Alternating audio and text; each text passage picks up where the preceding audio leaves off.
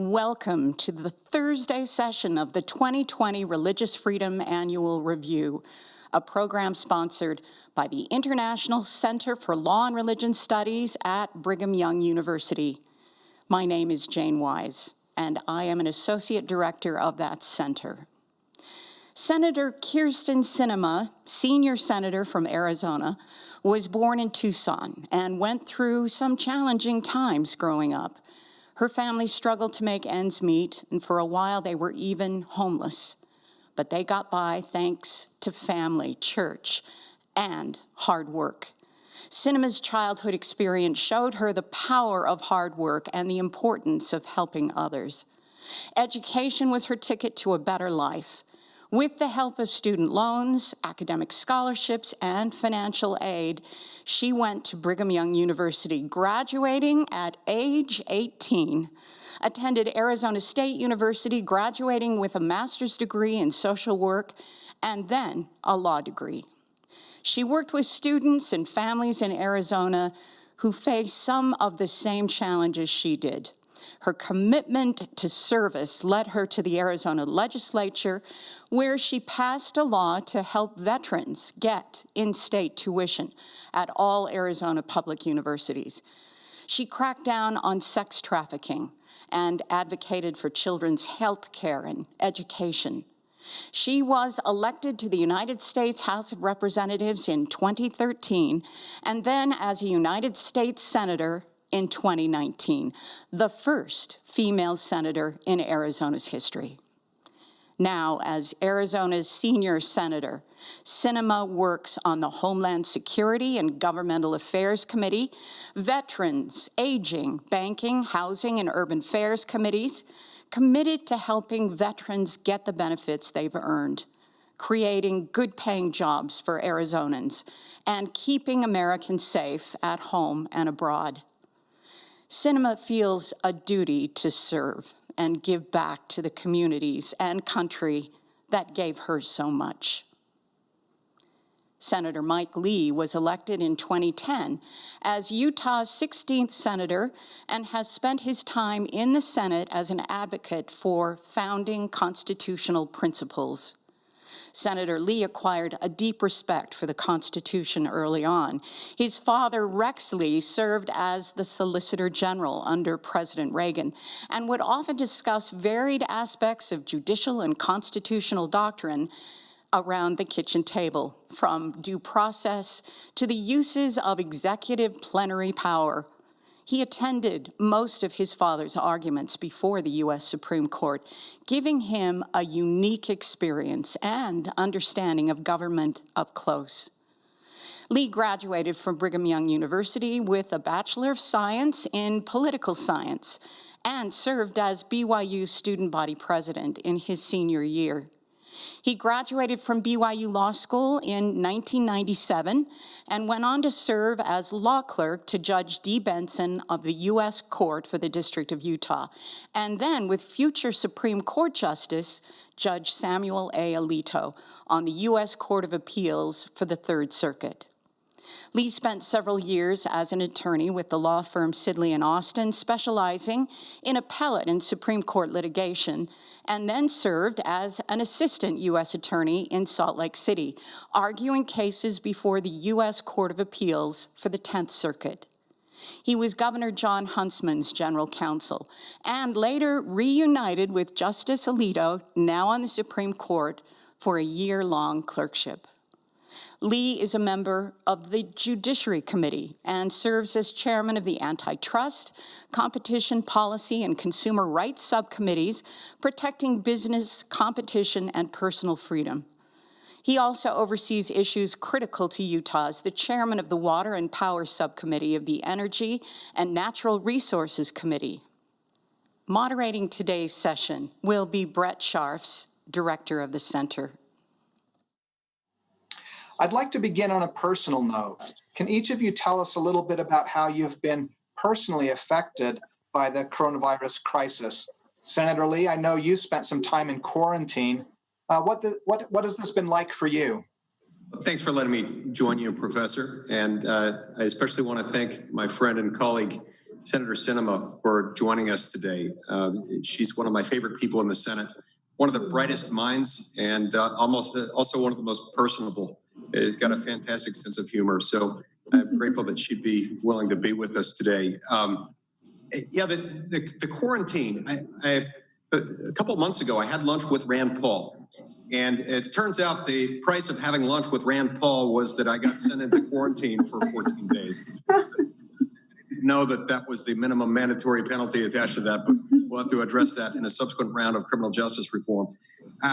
During that time, I was surprised by a couple of things. Number one, the fact that it really does get kind of lonely, especially for an extrovert like me. You get kind of cooped up when you're in lockdown, when you don't get to interact with actual people. I think the lockdown era, and especially for those of us who had to go into quarantine, was a stark reminder of the fact that humans need to be around other humans. When you don't have the opportunity to interact with other people, constituents, colleagues, working face to face, you lose something, and it starts to drive you crazy. At the same time, there were some interesting dynamics that arose. I learned some things from it that I didn't expect to. There are a lot of things that can be done effectively and efficiently remotely. Not everything can be done through a Skype or a Zoom meeting like we're doing now, but some things can.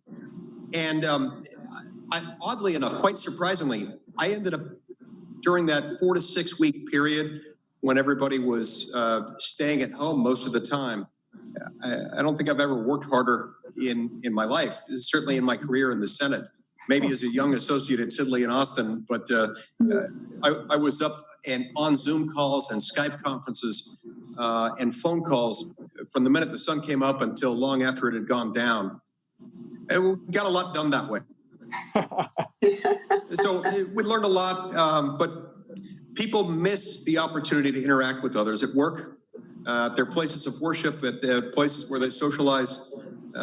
Things like that, and it's hard. It's a good reminder to be a good neighbor and a good friend and a good colleague to people, because people need each other. Senator Sinema?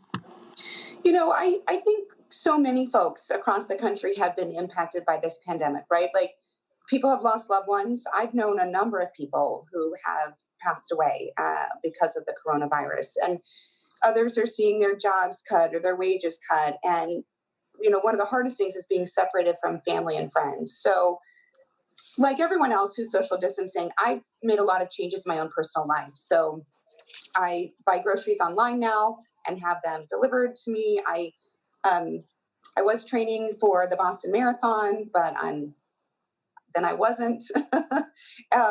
So, you know, things about your own personal life, about your creature comforts, and perhaps the things you use for stress relief have changed. And so for me, you know, one of the personal shifts was I qualified for the Boston Marathon, learned it wasn't going to happen. Then we changed the date for the Boston Marathon, and then the new date was canceled. And so now I'm training to run it virtually. So it's about these kind of adjustments that you make to your life all along the way, and adjusting your expectations. It really provides an opportunity for me to think about how you can be happy internally and not have to need external things to make you happy, and that you can find that happiness and that contentment through your own behavior and through your own outlook and your perspective. What I'm really grateful for during this time of pandemic, and this is going to sound a little weird, but I'm really grateful to be a United States Senator right now, because some people might know I had a really rough campaign. It took a while to get over it, and there are still kind of wounds, but it was worth every moment, because as a social worker, in fact, I got my bachelor's degree in social work at BYU back in 1995. And as a social worker, this is the greatest place to be during a pandemic. So I have the capacity to really help a lot of people. So in early March, when the pandemic was first coming, I sat down on the phone with my senior staff, and I restructured my entire budget. And I said, look, just take out all the money that we were using for, you know, travel and other stuff like that. We don't need it. I want to double the staff on my casework team at home in Arizona. Wow. So I hired 16 additional individuals, most of whom our social workers with a master's degree in social work in order to be able to serve more constituents, because thousands of calls were coming in from businesses, from individuals who were scared about their IRS payment or unemployment insurance or their PPP loans. And we've been able to help thousands of people. And so every day, even though we're all working in like these suboptimal experiences, right? I have a printer on my floor right now, and my team and I are all working remotely, but we're helping so many more people. And so I think that's been the biggest takeaway about the change in the pandemic is that I am grateful for my training, my education that allowed me to see an opportunity to restructure the way that we work so that I could help more people during this time. And to be honest with you, I anticipate that the needs that we're hearing from our constituents will continue long into this year and into next year. And so that need for assistance and help isn't going to change. And I want to make sure that I'm at the forefront ready to help people. Yeah, I love that emphasis on adaptability and innovation. It's one of the things I've found so interesting about this crisis. I was listening to the radio, and it was an African American who was giving a commencement address, and he talked about something he had heard at graduate or when he was in college, and it was that adversity reveals to ourselves our character. And I thought of that quote as you were talking. It's true. I've been lucky to have a lot of adversity in my life, so apparently that's why I have a lot of character. Well, Senator Sinema, a few years ago, you wrote a book with a title that I think is one of the great titles of books. I hope you sold a lot of copies. It's called Unite and Conquer, How to Build Coalitions That Win and Last. Are there any lessons from that book that you've found apropos during this time as you've thought about how we can try to be united at a time of deep division? You know, I wrote that book in 2008 when I was serving as a state representative. So, here we are 12 years later, and I still think about the book that I wrote, and I hope many people are still using it as a workbook of sorts. It's designed to be very accessible and easy to read and comfortable and friendly, kind of like me. But it's also designed to help people learn tools and skills to actually become better at building coalitions and bridging divides. And I wrote the book because I realized in my experience as a state legislator that I had a somewhat unique ability to reach across the aisle and bring people together in situations where it doesn't seem normal or likely. And, Mike and I could talk about examples of when we've done this together. Right before the coronavirus, there was a very notable example where the two of us were running back and forth on the floor, working with colleagues on both sides of the aisle. And we achieved our goal that day. And I'm grateful because we were able to protect a lot of people in the United States with our action. But people from the outside would look at that and think, what's going on? In fact, people were texting my staff and they were like, Sinema and Lee, what's going on? And I was like, we are getting stuff done right now. And so really the crux of the book is how to understand who you are and own your own values, but also to be understanding and empathetic about other people who may have some values that are articulated different than your own. So I believe as Americans, we all share the same core values, but they look different in the way we roll out policies or positions. And so if you're willing to kind of roll back to those core values, you can find that common ground and find a third way forward rather than us versus them or me versus you. That if you focus on the values, you can move forward. And by doing so, it provides us opportunities to think about how do you use that framework of our shared values as Americans to look at how to focus on something beyond partisanship or your difference, to find the opportunity to collaborate and work together. And then importantly, not to be offended if you have a difference of opinion, right? That's key, is to be loving and non-judgmental about someone else who might have a different opinion than your own. Yeah, we do seem to be quick to take offense. One thing I've been thinking a lot about is whether we have the right values and we've been imperfect in implementing them, and we're in the process of trying to become a more perfect union, or whether our values are so broken that we need to sort of burn it all down and start over. And I like to hope that the founding ideals of our country are true and good values that we can try to implement more perfectly and implement in better ways. I think the challenge that we've seen is not that our values aren't good, is that they haven't been shared equitably for everybody.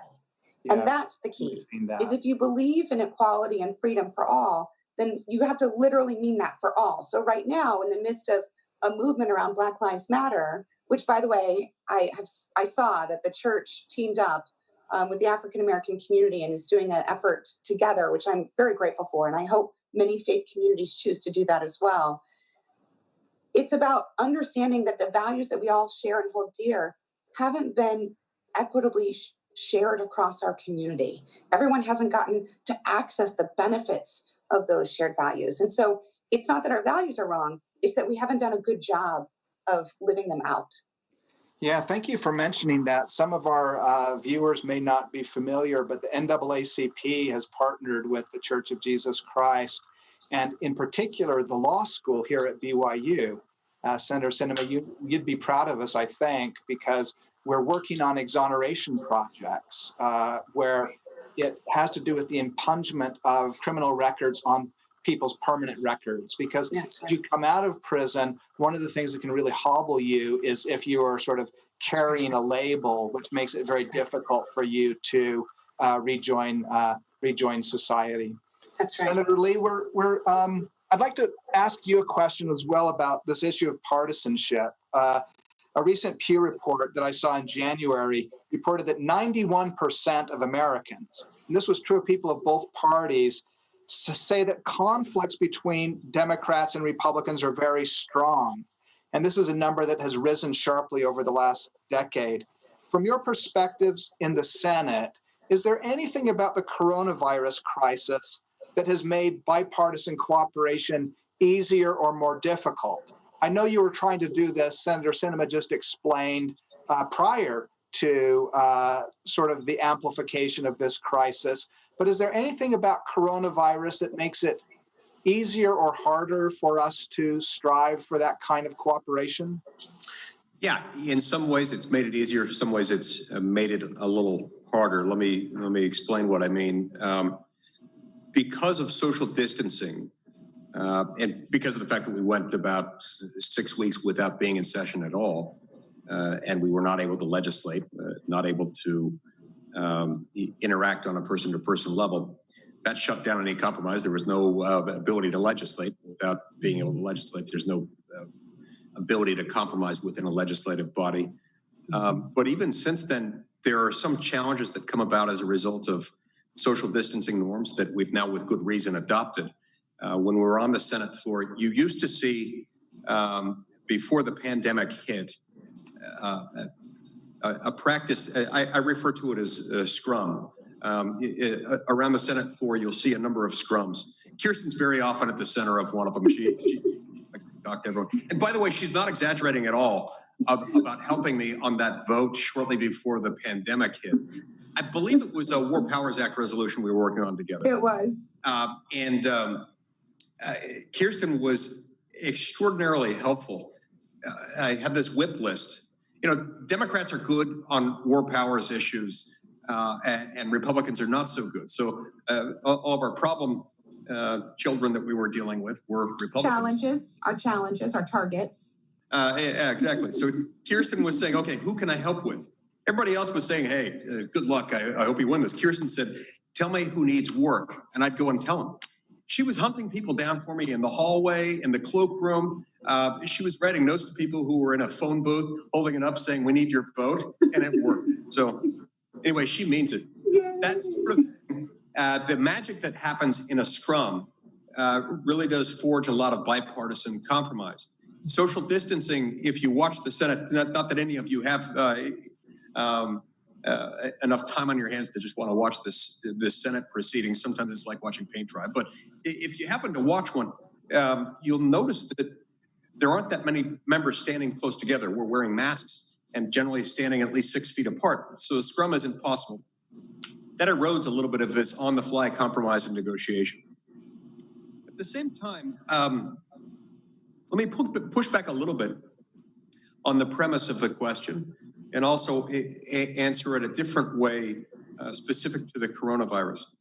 There is a premise in Washington that this deeply rooted bipartisan conflict results in intransigence.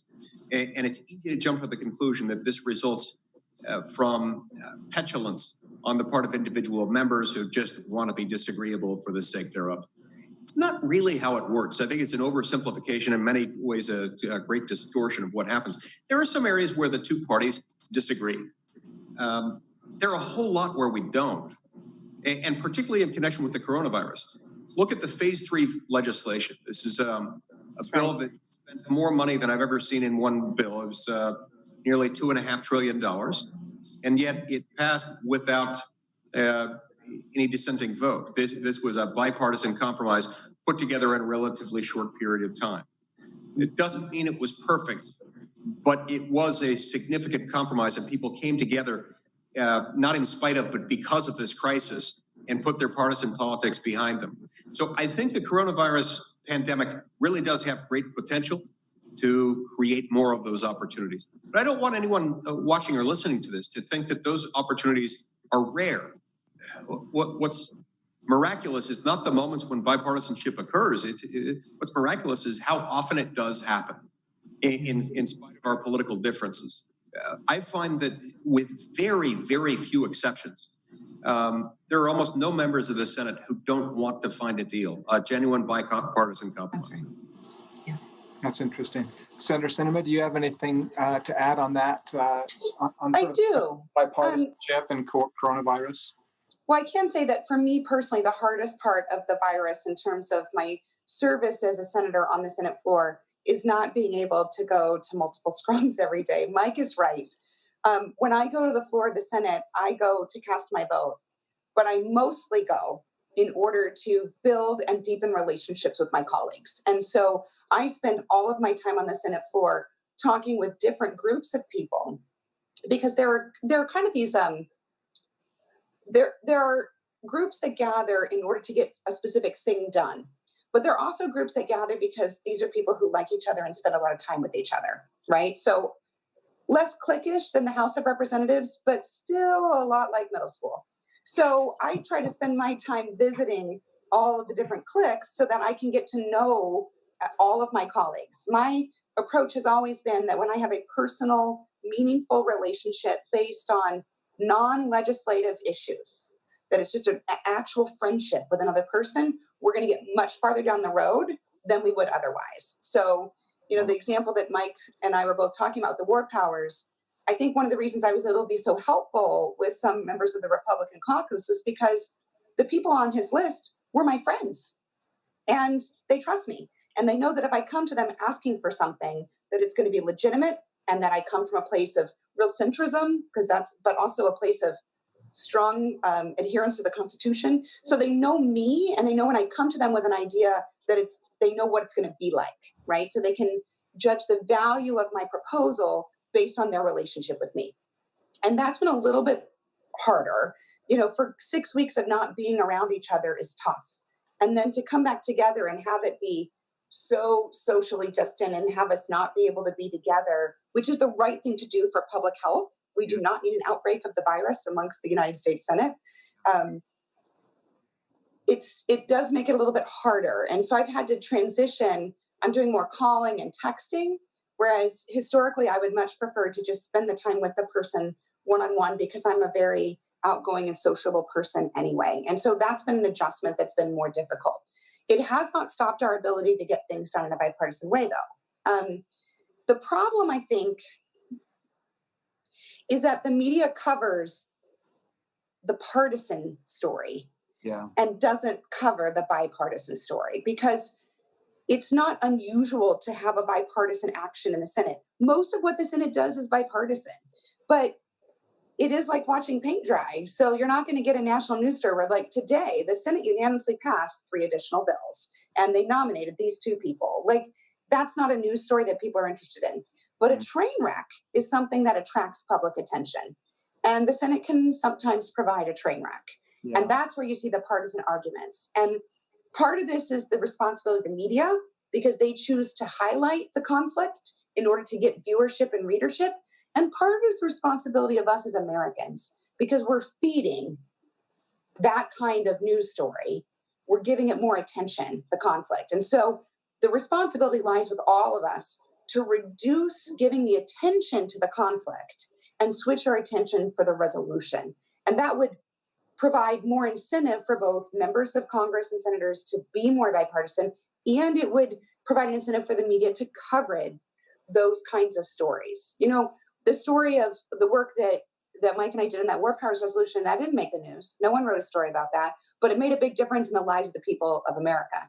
And we don't want to go out and get a news story about it, but what we do want is to build more of those opportunities for us to work together and get things done.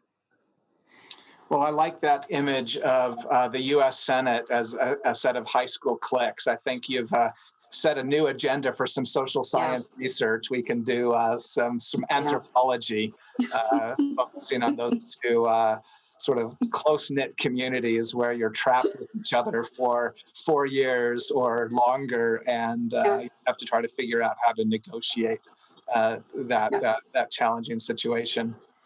You know, the topic that we're working on in this series of webinars at the Religious Freedom Annual Review is thinking about the role of religion in public life and of religious freedom. Religion really has become something of a wedge issue in U.S. politics. It seems like a generation ago, there was a lot of agreement about religious freedom as an important value. And today it seems to be quite divisive along generational lines, ideological lines, party lines. From your perspective, are there ways and places where bipartisanship is possible on some of the important issues involving religion in the United States today? You know, the first thing I think to remember is that there's so much more that binds us together as Americans than the things in which we are different. The core of who we are as Americans is something that we all share. And unfortunately, what we've seen is a rise in some politicians who are using religion as a tool to divide people, whether they're using their own religion or whether they're seeking to demonize another religion. They're using it as a political tool to divide people. And that is, I think that is a real disservice to the greatness and the genius of our system of government. You know, our forefathers were so deeply ingrained and so deeply believed in religious liberty.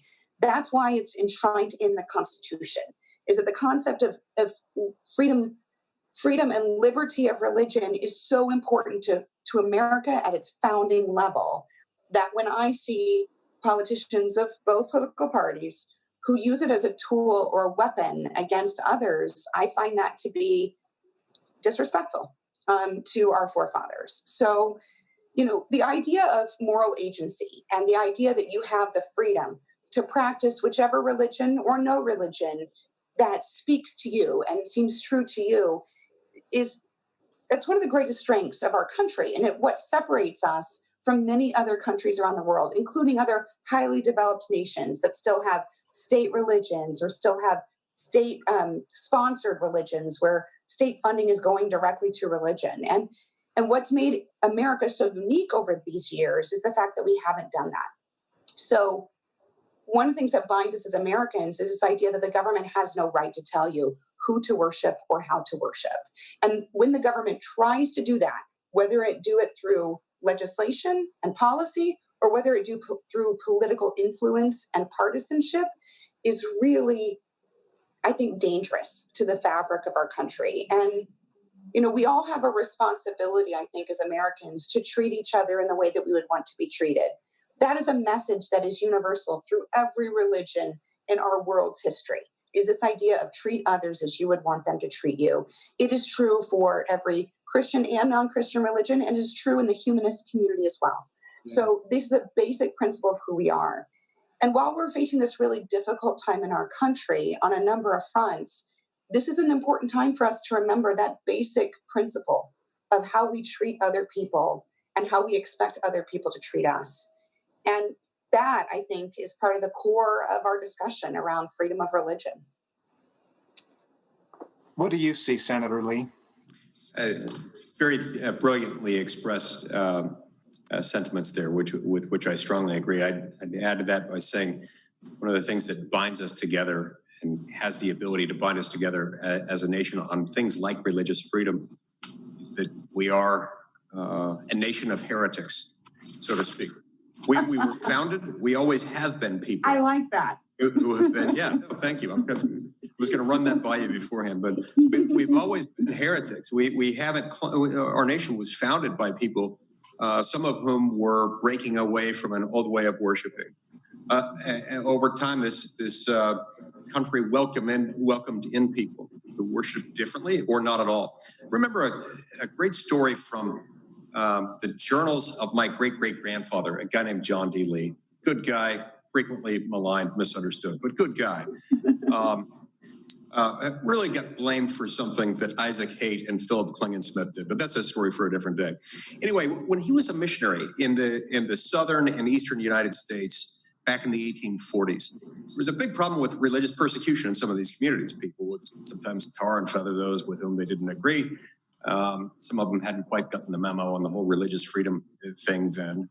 Of course, this was prior to the incorporation doctrine or even to the Civil War amendments or the Civil War for that amendment. So there was no means by which they could incorporate the protections of the provisions of the first 10 amendments as against the state. But regardless, violence erupted. He said something in his journal that's always stuck with me. He said, sometimes when I'd get to a new town, if I was feeling threatened especially, I'd go and look for the closest known atheist or person who had been accused of witchcraft or Satan worship or person who had been accused of running a brothel. I thought that was such a fascinating description. Missionary. But his explanation made perfect sense. He said, I found that those people had endured persecution, based not necessarily, I would add, on what they did so much as who they were. Religious belief, like sexual orientation, like skin color, like so many other categories that we've learned can be the focus of persecution, are things that form a critical part of who we are, and are often the focus of discrimination, not on the basis of what someone does so much as who they are. So that's why it's so important for us to defend them and protect them. It's because we're all heretics. When you look at the civil rights revolution in America that occurred 50, 60 years ago, a lot of this came about as a result of faith communities that came together. For example, black churches, especially black churches in the South, were the focus of a core part of these early discussions that led to ground legislation. Black churches came together, they discussed issues, they formed outreaches to non-black churches. Those people then came together in a way that they hadn't come together previously. And they started working on legislation that ended up changing the world for the better. And I think we can continue to do that, including in areas like religious freedom. I've been thinking about that precedent of the civil rights movement and Martin Luther King and others who were so instrumental in generating social movement towards the Civil Rights Act and other important legislation involving non-discrimination in housing, for example. And perhaps especially as I watched the funerals of George Floyd over the last period of time, I started wondering whether there might be a role for religion to play in trying to heal some of the racial divisions, the racial injustice that we face as a nation. Do you have any thoughts about the role of religion today with respect to the important social issues that divide us? Senator Sinema? Yeah, so as Mike was mentioning, the civil rights movement was incubated and born and supported and propelled by Black churches, largely Black churches in the South. But there was also a large movement of white allies who traveled to the South to provide support during the civil rights movement. And that was often also organized through faith communities in other parts of the country. And because we've had such a commitment to religious freedom in our country, we have such a broad variety of religions and individuals who collectively organize absent faith, right? So humanists and other groups like that, atheists, as Mike mentioned. These are all still groups with affinity. And they provide, I think, a critical role as we move forward today. Seeing faith communities in the Black community that are stepping forward and talking about what needs to happen to heal the racial divide in our country and to create that more perfect union, to finish the work that was started by their forefathers, not just in the civil rights movement, not just in the time when voting rights were given, but all the way back to emancipation, to times of slavery. This is a road that our country has been struggling on for hundreds and hundreds of years. And faith leaders and faith communities speaking out now about the importance of doing the work to provide the support, to recognize and articulate that that Black lives matter, and that white individuals have a responsibility and a role to play in recognizing their own privilege, and the fact that that white privilege has blocked out access for members of the Black community to full equity in our community for many years. That's really important.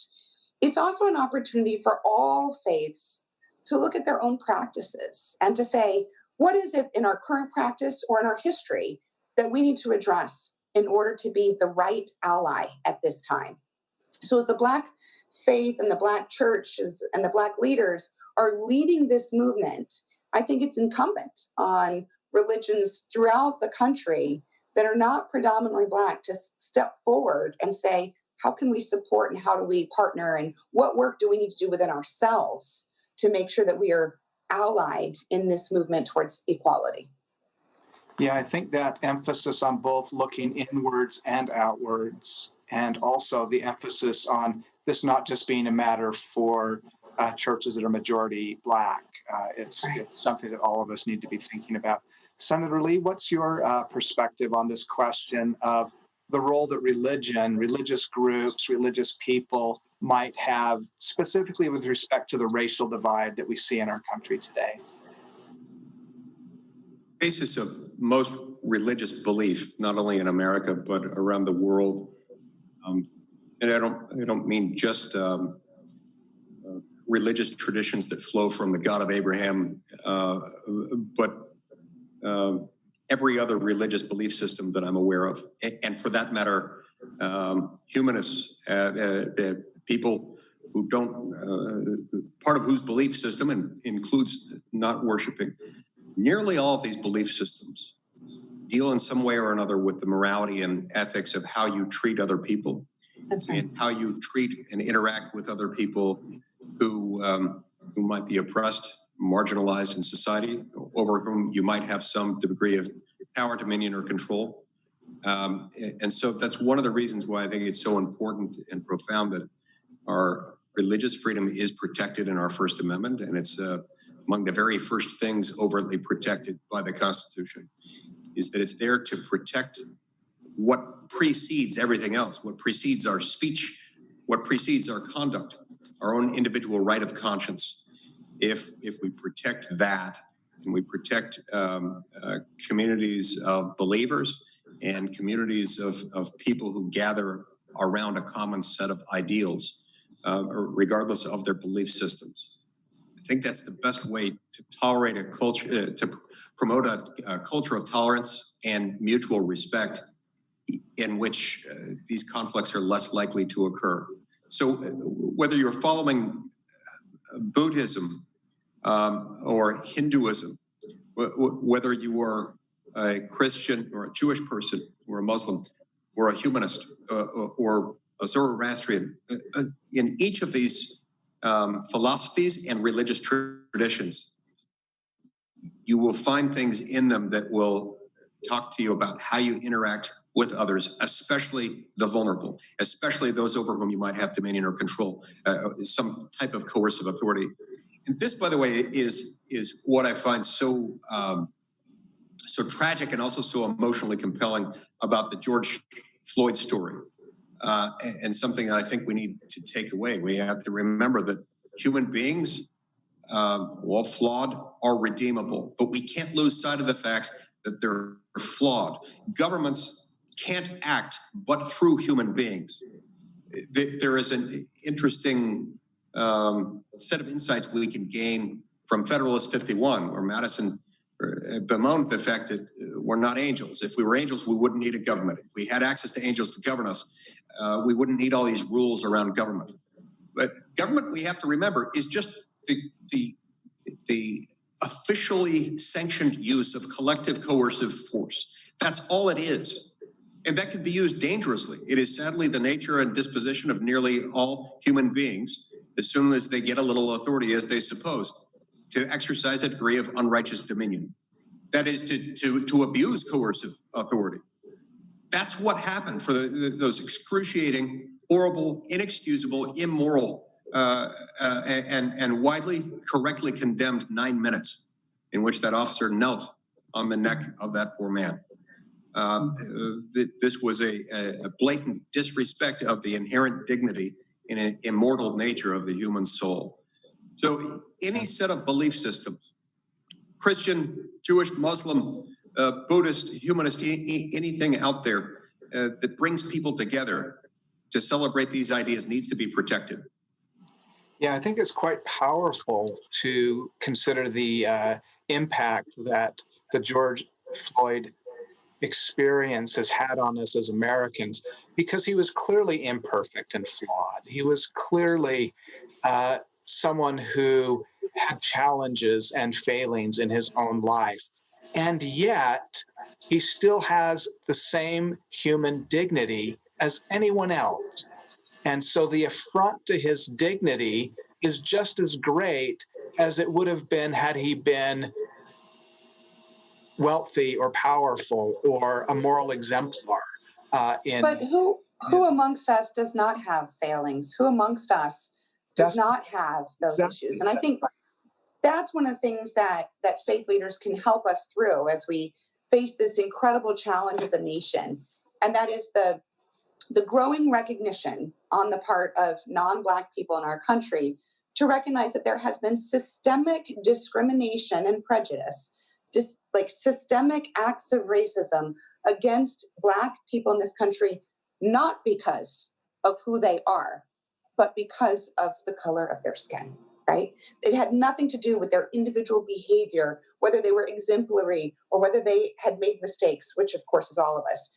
That the difference in treatment is systemically built into a system that, as Mike so eloquently said, the system itself is always flawed because it's just a collection of humans who put together a system and then enforce the system. So it is our collective responsibility to examine the system and then figure out what has gone wrong and how do we fix it. And that's a duty we all share.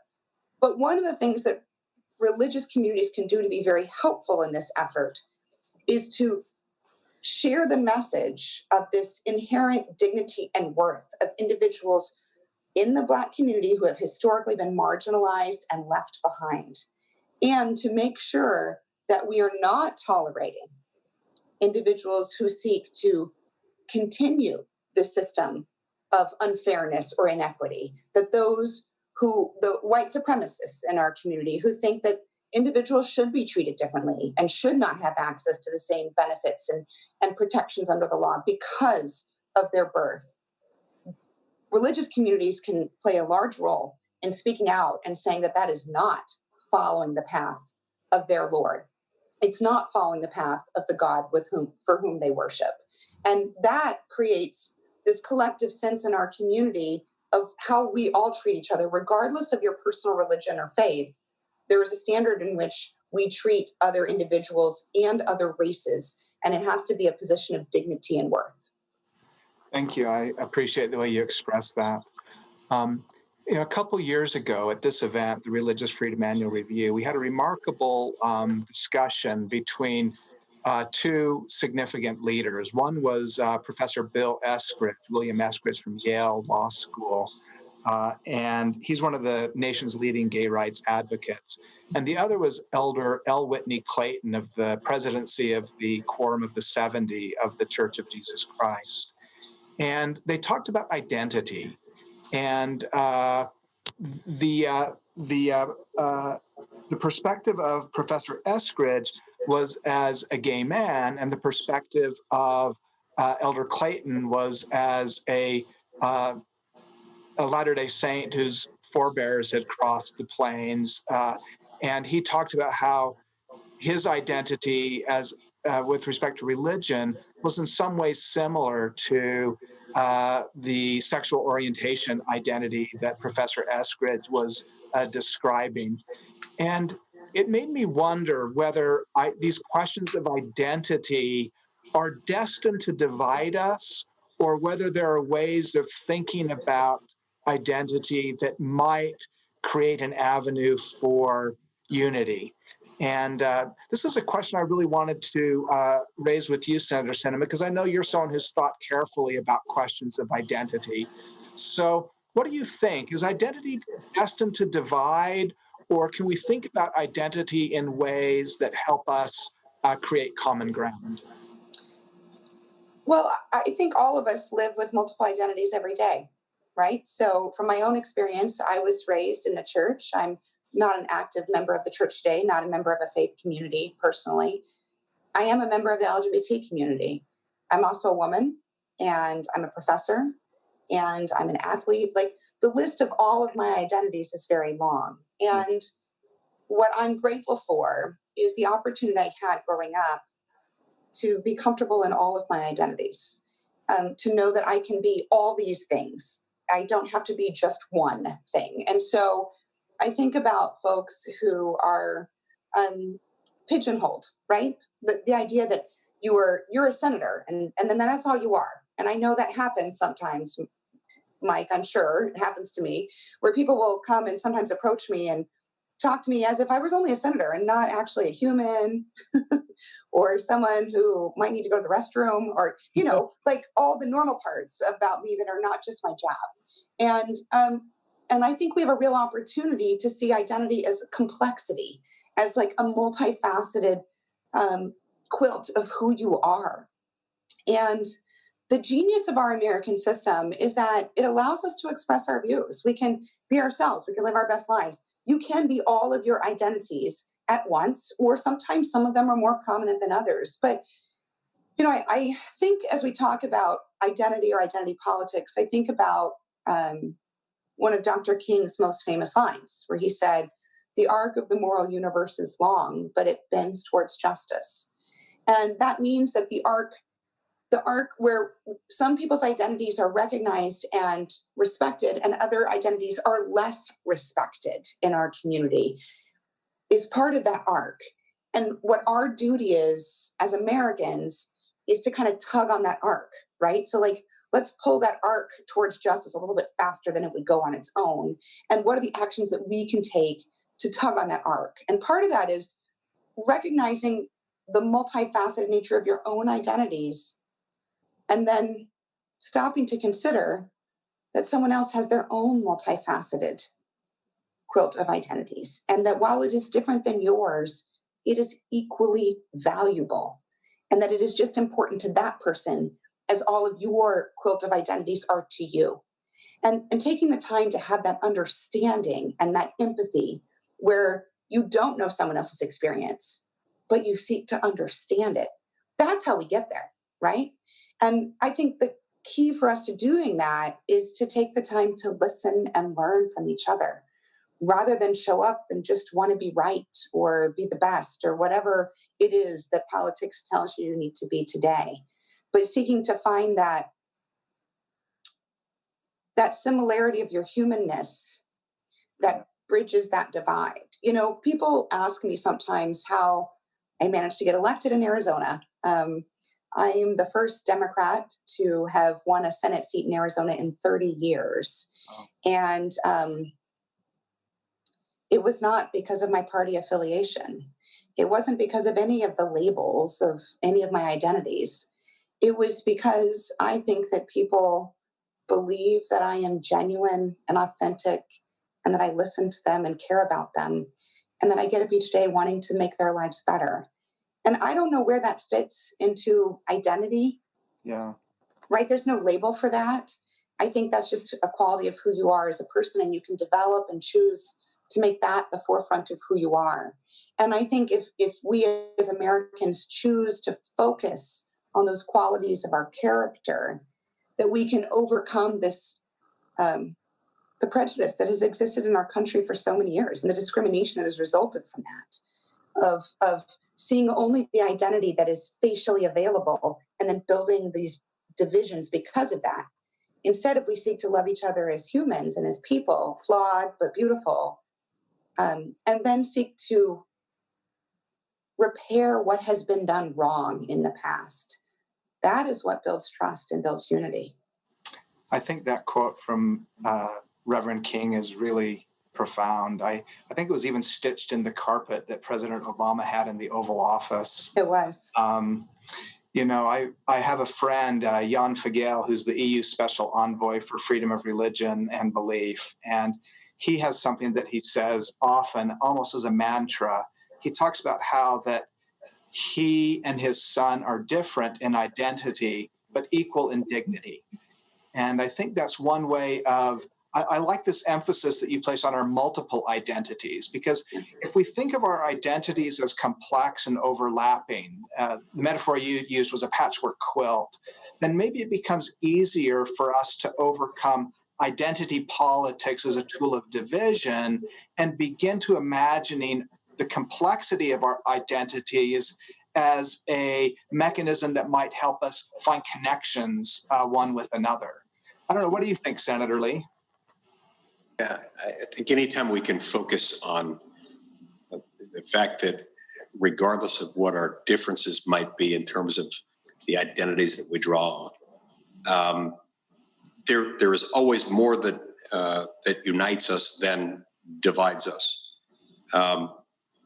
We share, we don't have all of the same DNA sequences. Part of what makes us unique is each human's unique, irreplaceable, unrepeatable combination of traits and qualities, and then upbringing.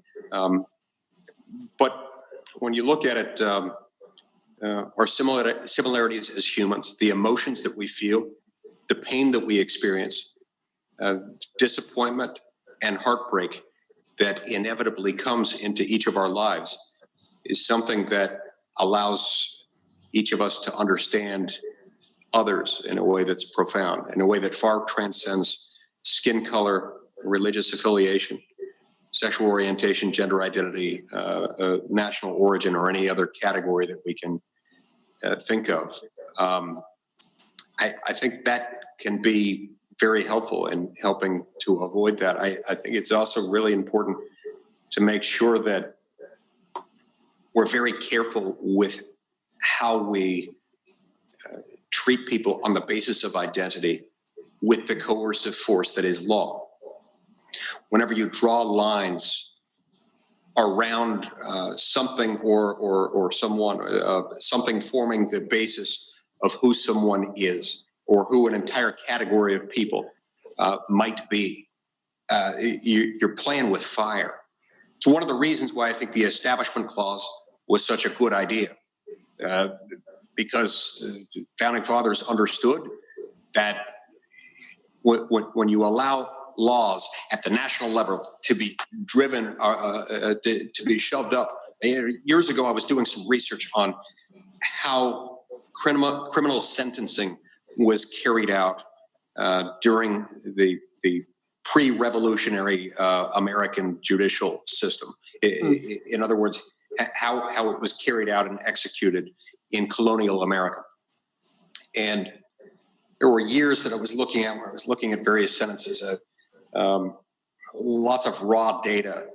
I don't remember what the time frame in question was, but let's say I was looking at the year, I don't know, 1642 or something. It was going through various colonies and identifying who had been punished for what, who had been sentenced and convicted for what. And some of them made sense as I was going through the list of death penalties, say murder, arson, rape, burglary. Then in the next sentence, it would say witch. Or the next sentence, it would say Quaker. And I thought, this is one of the many reasons why we've got to be very careful when we draw lines legislatively around groups of people. Bad things happen. It can bring out the most base human impulses.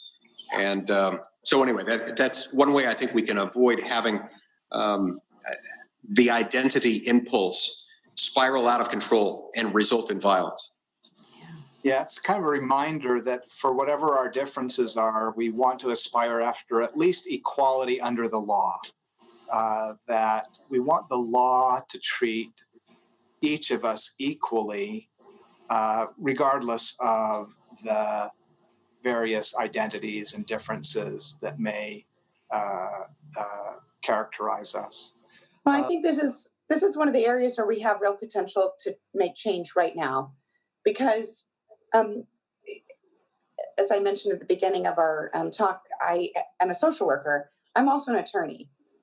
And when I was going through law school, I approached it from the perspective of a social worker, which is different than most of my colleagues. And so I always said, we want equity under the law rather than equality under the law. Equity means that everyone is not just treated the same, but that everyone has the same opportunities and that it's fair for everyone. So you don't have the same outcomes for everyone, right? That's communism. We don't want that.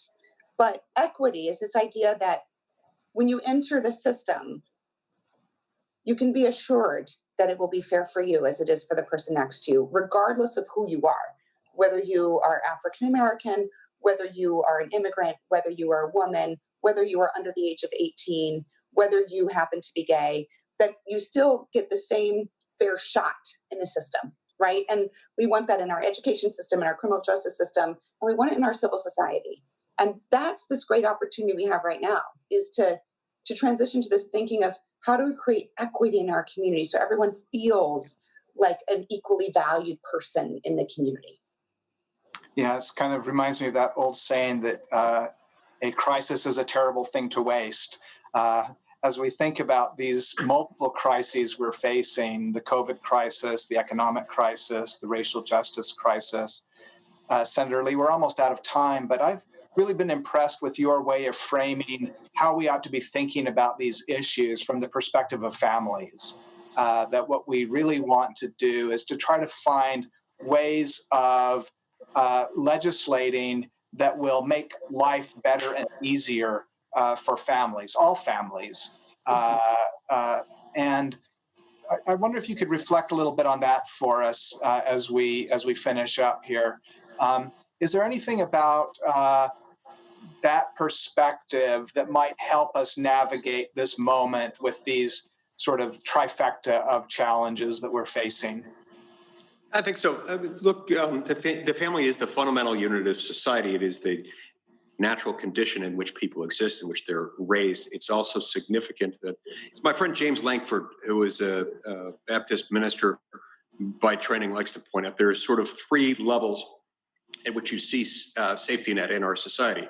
First level is with the family. The second level is with institutions of civil society, charitable organizations, faith communities, and other charitable institutions, and then you've got the government. As he points out, if any one of those doesn't function properly, the other two are going to have big problems. The government can't address any of these unless you've got families and charitable organizations that are healthy and that are thriving and that are functioning. I think that is especially true with respect to families, not just because it's the fundamental unit of society, but because everyone goes through them. And not just because of that, but because it is the moment. Safety nets are all about vulnerability, protecting those who are in the most precarious circumstance. There is no moment in the world at any time in anyone's life where they're more vulnerable than the moment they're born or the moment that they're children. And why it's so important to protect families and to make sure that they're able to function, to make sure that they're not usurped and that the rights of parents aren't supplanted by the state, however well-intentioned, wanting to get in and dictate exactly how many servings of green leafy vegetables are going to be served a day. Now, this gets tricky, of course. The answer is 4. 4. Okay. Okay. She's our nutrition expert. By the way, Kyrsten is not exaggerating when she refers to one of the many identities that she carries as an athlete. There was one weekend where I went back to Utah, maybe gave a couple of political speeches, and then ate some hamburgers and some ice cream. We got back, and I asked Kyrsten what she had done that weekend. She had literally flown to New Zealand, participated in a full triathlon, won her entire division, or maybe among all women in the competition. Okay, this story's better that way, though. She finished really, really well. Wow. And then came back and was all ready to go for the next week. It's true. I did not win my category. But you're really, really fast. We also concluded that day that she is the fastest member of Congress, or at least the United States Senate. There was some speculation as to whether Tom Cotton, there's speculation by you, not me, whether Tom Cotton might be faster, but I'm pretty sure you can outrun him. Senator Lee, this may be faint praise. I'm not going to really speculate. No, he's right. It's quite impressive to me because I'm not remotely in the top 50. So in any event, families, they're important. Families can't really survive without the same set of conditions in which religious freedom and freedom of conscience are allowed to thrive. It just doesn't work, but it does work well with it. So we've got to protect them. So Senator Lee, I like your description of having come to be a Trump supporter via the scenic route. And, you know, we're facing really big challenges right now with these 3 crises that I've described. You know, if President Trump were to call you this afternoon and say, you know, what should we be doing? Maybe he did call you this afternoon and ask you that question. You know, what would the elevator pitch answer be? And then Senator Sinema, I'd like your answer as well. I hope President Trump is calling you too. He's not, but okay, go ahead. Brett, I want to make sure I understand the question. Under the hypothetical, he's calling to ask me what? You broke up there for a second. So we have these triple crises: a health crisis, we have a economic crisis, we have a racial justice crisis. We seem very divided. What should we do first? What should I do? The I being President Trump. Good luck. That's good. Look, anytime he calls me, and we do talk on a regular basis, and I do genuinely like him and support him. I don't always agree with him, and he does not communicate the way that I do. It's part of what makes him, but it's also part of what frustrates some people with him. I'm always going to be to find it difficult to not talk about restoring federalism and separation of powers as a means toward developing. I'm deadly serious. I know that presidents love hearing that. They do, especially this one. And you know, in my small town of Provo, Utah, we speak of little else. But honestly, we do need to move toward a kindler, gentler system of government. And in order to do that, we need to not put so many eggs in one basket. So almost every time I talk to him, I try to connect it back to that. Not everything in society has to be government. Not everything government does has to be federal. And not everything that is the federal government has to be through the executive branch. If we can separate out those 3 questions, you can de-escalate, you can deconflict the situation a lot more quickly. One of the ways that this gains fire is that people immediately start wanting to make a federal political out of everything and start wanting to focus it toward the White House. I don't always draw my political inspiration or my policy inspiration from the New York Times. But last weekend, there was a fantastic piece in the New York Times by Yuval Levin. The title of it was something like, "What if Congress were in charge?" The whole nature of his point was not to supplant the presidency. His point was, over the last 80 years, under the failed leadership of houses of representatives, senates, and White Houses of every conceivable partisan combination, you've seen a couple of trends. You've seen over-federalization of American law. You've seen excessive delegation by the legislative branch to the executive branch as a feature, not a bug, in order for members of Congress to avoid accountability. You've also seen excessive concentration within both houses of Congress and both political parties within both houses of Congress in a small handful of legislative leaders. Mm-hmm. If you flattened this, if we started de-escalating things and putting things back where they belong, then not every presidential tweet would have to turn into an international crisis. So yes, I do wish he would tweet less. And yes, I wish I had a veto pen over his tweets. I don't. He tends not to listen to me when I talk about that. But separate and apart from that, we can reduce the emotional temperature in the room if we'll start focusing on the right arm of government doing the right thing. I remember George Bush, the first George Bush, using that image when he accepted the nomination as the Republican candidate for president, of seeking a kinder, gentler nation. And I like that you remember that language at this moment, when I think we do need to be a little kinder and gentler with ourselves and with each other. I think that the original constitutional design, as I understand it, was for Congress to be the dominant branch. And I think there has been a sort of generational abdication that we haven't really figured out how to solve. Senator Sinema, let me give you the last word. You've got President Trump on the phone, and he's saying, "You seem awfully divided right now. I need some advice." I would take that call.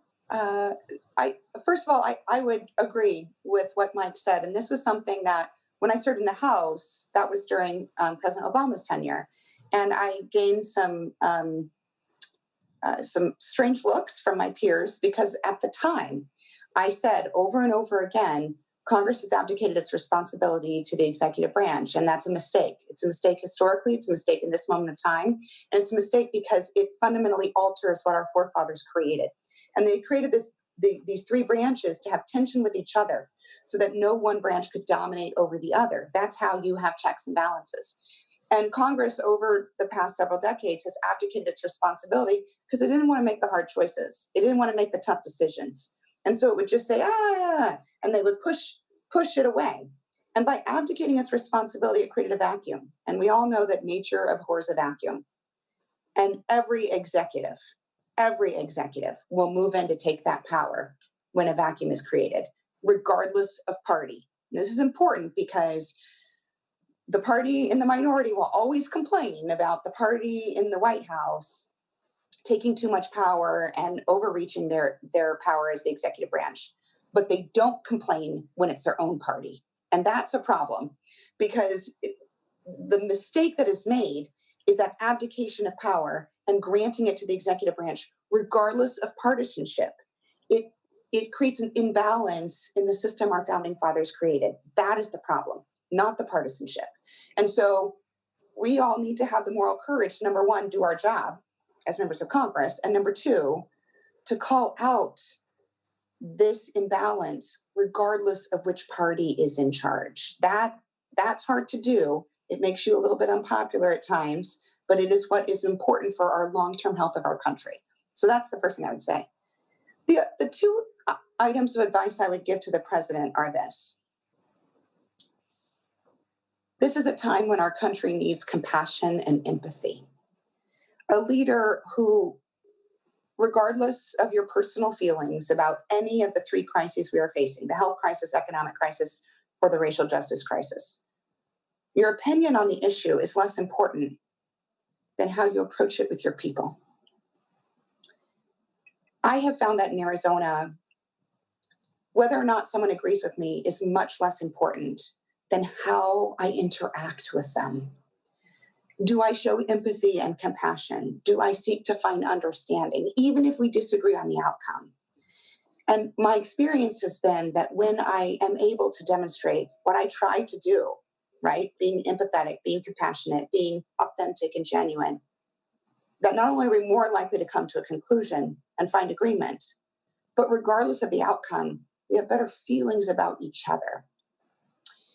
And that's what I would recommend to the president now, is to approach all of these crises and approach the nation from a place of compassion, empathy, and humility. It is okay to not know the answer of what comes next. Nobody knows. What's important is that we go on a journey together to discover it. And people will trust you and go with you if they believe that you are genuine and empathetic and compassionate. So that's number one. And number two is, this is a hard ask, but forget about the election for a little bit. Now, that's not just the advice I would give to the president, that's the advice I give to everybody. The challenges we're facing right now are unprecedented. Nothing like this has happened in my lifetime. And if we approach each of these three crises from a frame of just thinking about this November, we will not solve them. We will not meet the demand. We will not rise to the moment.